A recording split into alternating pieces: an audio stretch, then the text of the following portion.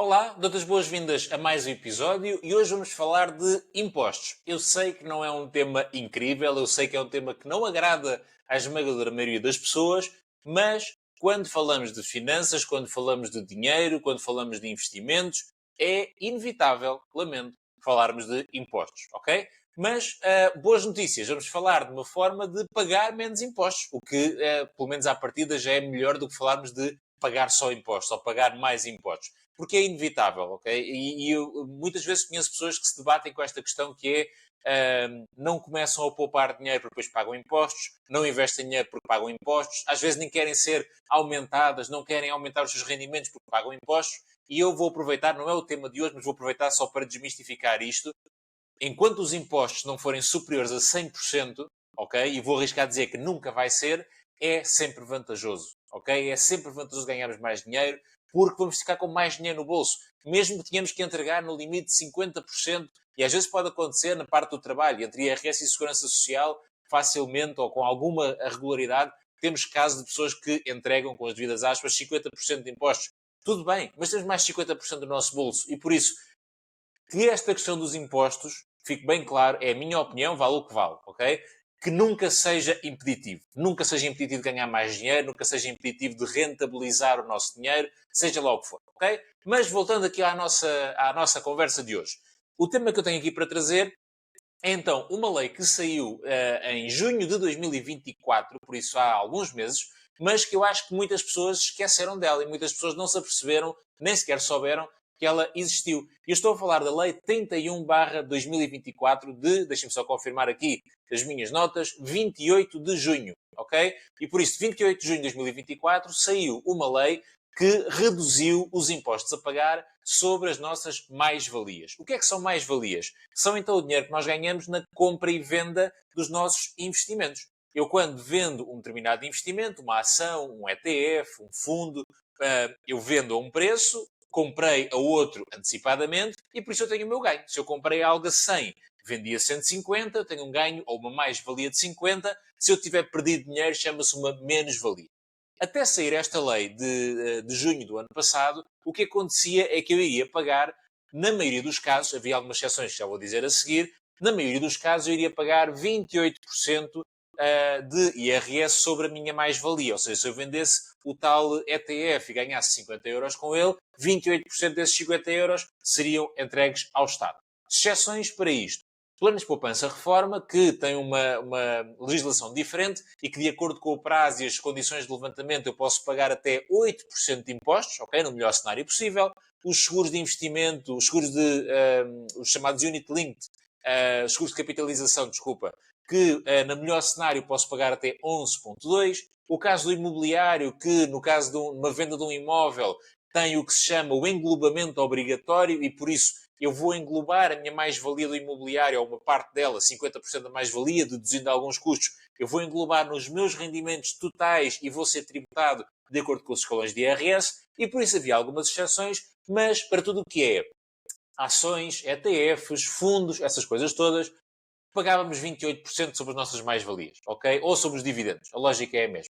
O que é que esta lei veio trazer de diferente? E eu, se estiveres aqui a ver este episódio, eu vou partilhar o meu ecrã para vermos em conjunto aqui o que é que a lei diz, mas se estiveres só a ouvir, também não há qualquer problema, eu vou deixar na descrição os links de tudo isto que nós vamos falar, ok? E, portanto, temos aqui a lei 31/2024, de 28 de junho, que temos aqui no ponto, no artigo 43.5, que diz aqui então, são excluídos da tributação 10% do rendimento quando resultem de ativos detidos por um período superior a 2 anos e inferior a 5 anos. O que é que isto quer dizer? Isto significa que, na prática, os tais 28% que eu falei não mudaram. Nós continuamos a pagar 28% sobre os mais-valias.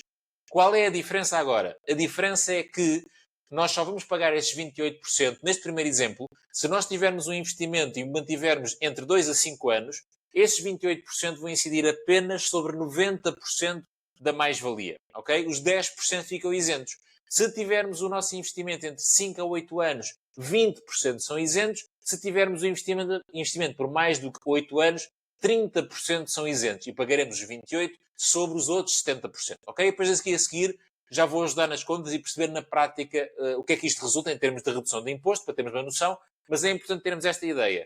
O imposto sobre as mais-valias, na prática, não reduziu. O que foi implementado foi uma isenção sobre uma parte da mais-valia. Ok? E por isso eu pago os mesmos 28%, mas sobre vamos dizer, uma mais-valia mais reduzida. Ok? Sobre apenas uma parte dessa mais-valia. Certo? O que é que ficou aqui excluído? Tudo o que sejam produtos que estejam sediados no que se diz na legislação, salvo erro, em países que tenham uma situação fiscal claramente benéfica em relação a Portugal. E aqui às vezes podemos achar que, por exemplo, a Irlanda, onde muitos ETFs estão sediados, é um país com uma condição fiscal mais favorável. Ou que a Holanda, onde muitos países têm as suas sedes e de onde pagam os seus dividendos, que é mais benéfico.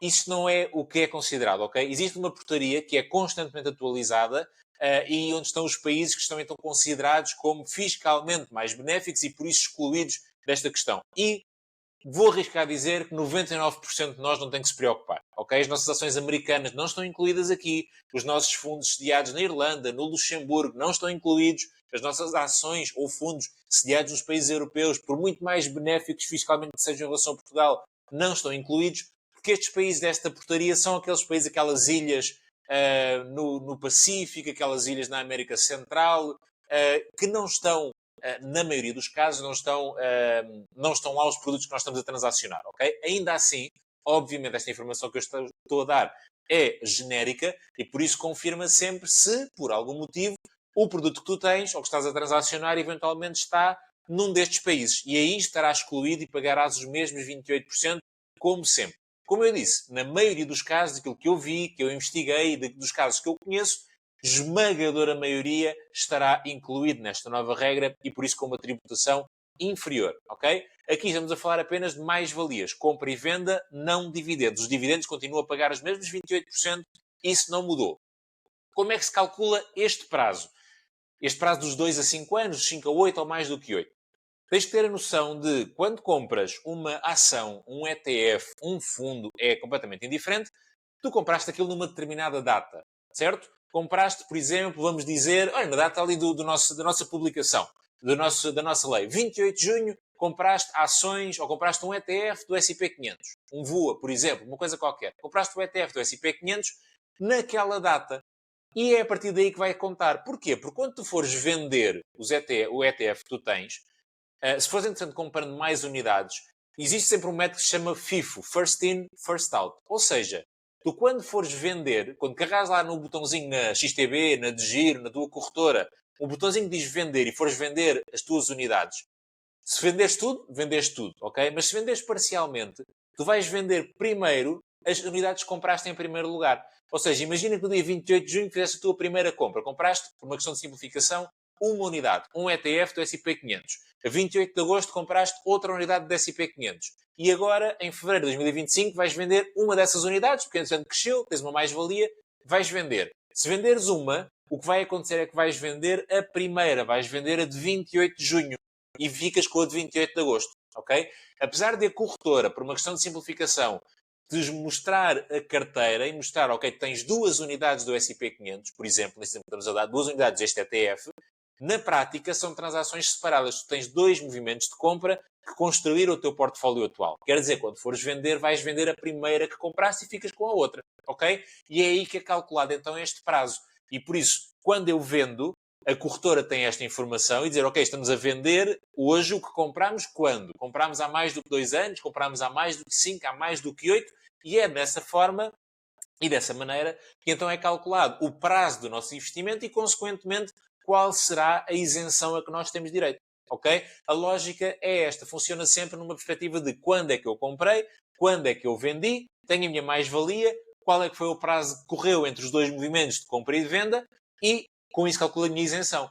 O que é que vai acontecer? Pode acontecer que, se eu vender muitas unidades que foram compradas ao longo de anos, há uma parte que vai estar isenta, por exemplo, a 10%, há uma parte que vai estar isenta a 20%, há uma parte que se calhar não vai estar isenta, vai depender sempre do momento da compra. Não te preocupes muito com isto. Porquê? Porque as corretoras, normalmente ali em fevereiro, março de cada ano, emitem as declarações de rendimentos, digamos assim, que tu precisas para a declaração de IRS, ok? Tudo o que foi movimentado o ano passado, o ano anterior, seja mais-valias, por isso compras e vendas, ou dividendos que tenhas recebido, isto é emitido nesta declaração anual e depois copias para a tua declaração de IRS. É uma coisa relativamente simples, ok? Por isso não te preocupes, não faças isto um grande stress. Ainda assim, grande recomendação, encontra um ou uma contabilista, uma pessoa competente, não é o Zé da esquina, não é o teu amigo do café, que até dá uns toques de contabilidade. É um ou uma contabilista certificado que te possa ajudar e se calhar pagas 30, 40, 50 euros, poupas muito trabalho, muito tempo, muito provavelmente algum dinheiro, depois obviamente estas pessoas são profissionais e conseguem sempre depois encontrar as formas mais eficientes de eventualmente poupar algum imposto adicional e por isso é a minha grande recomendação, é que a partir do momento em que a tua declaração de IRS começa a ter alguma complexidade, rendimentos de várias categorias, investimentos e não sei o quê, compensa claramente contratares um profissional ou uma profissional para te ajudar neste processo. Se quiseres fazer sozinho, claro que sim, podes fazê-lo. Muita gente o faz. Eu acho, na minha opinião, que é muito vantajoso fazê-lo, ok?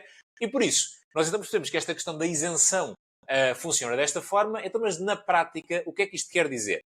Porque nós tivemos então a ver que então a taxa efetivamente não mudou, continua a ser mesmo 28%. Mas então na prática, e estás aqui no vídeo e voltei a partilhar o meu ecrã, então, foi uma publicação que eu fiz no Instagram aqui há uns dias, o que é que acontece? Se eu tiver então as minhas ações, os meus ETFs, há menos do que 2 anos, pago os mesmos 28%, exatamente igual, nada mudou.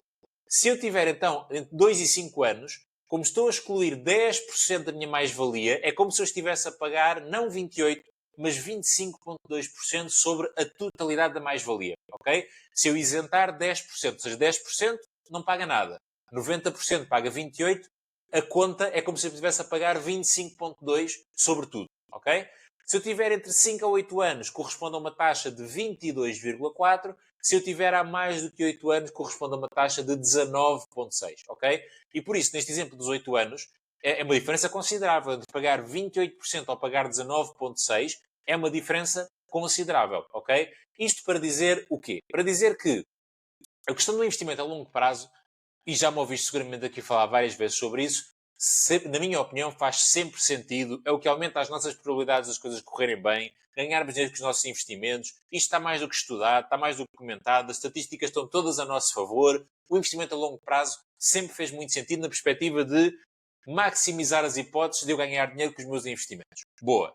Agora, temos mais um motivo para investir a longo prazo, é que podemos pagar menos impostos, ok? Podemos pagar menos 9 pontos de impostos do que numa situação normal. E é mais um estímulo ao investimento a longo prazo. Que é uma coisa que, e agora já é uma opinião totalmente pessoal, é uma coisa que claramente fazia sentido ter.